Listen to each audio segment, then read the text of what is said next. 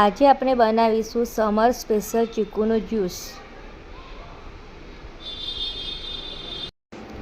જેના માટે હું અહીંયા ચીકુ લઈ લીધા છે ને સારી રીતે છાલ કાઢીને કટકા કરીને એક બાઉલમાં લઈશું.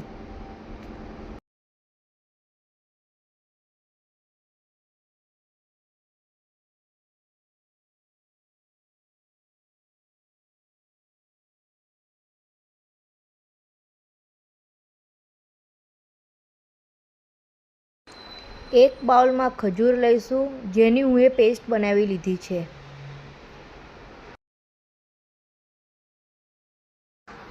એક બાઉલ લઈશું, એમાં ચીકુના કટકા લઈ લઈશું, એમાં ખજૂર એડ કરીશું, એમાં દૂધ નાખીને મિક્સ કરી લઈશું. હું ખજૂર નાખીને બનાવું છું, જે હેલ્થ માટે સારું હોય છે અને ટેસ્ટ પણ મસ્ત આવે છે.